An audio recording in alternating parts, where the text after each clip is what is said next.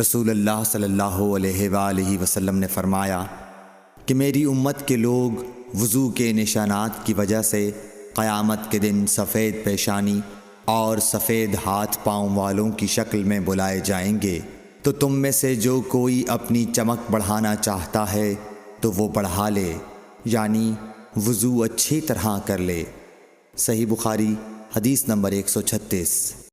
آپ صلی اللہ علیہ وسلم نے فرمایا کہ ہم دنیا میں تمام امتوں کے بعد ہونے کے باوجود قیامت میں سب سے آگے رہیں گے، فرق صرف یہ ہے کہ کتاب انہیں ہم سے پہلے دی گئی تھی، یہی جمعہ ان کا دن تھا جو تم پر فرض ہوا ہے، لیکن ان کا اس کے بارے میں اختلاف ہوا اور اللہ تعالیٰ نے ہمیں یہ دن بتا دیا، اس لیے لوگ اس میں ہمارے تابع ہوں گے۔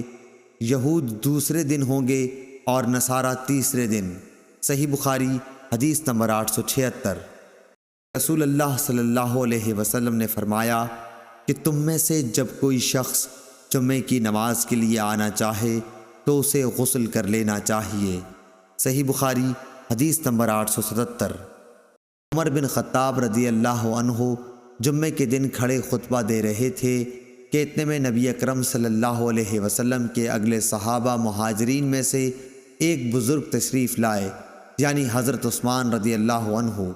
عمر رضی اللہ عنہ نے ان سے کہا، بھلا یہ کون سا وقت ہے؟ انہوں نے فرمایا کہ میں مشغول ہو گیا تھا اور گھر واپس آتے ہی اذان کی آواز سنی، اس لیے میں وضو سے زیادہ اور کچھ غسل نہ کر سکا۔ حضرت عمر رضی اللہ عنہ نے فرمایا کہ اچھا وضو بھی، حالانکہ آپ کو معلوم ہے کہ نبی کریم صلی اللہ علیہ وسلم غسل کے لیے فرماتے تھے۔ صحیح بخاری حدیث نمبر 878۔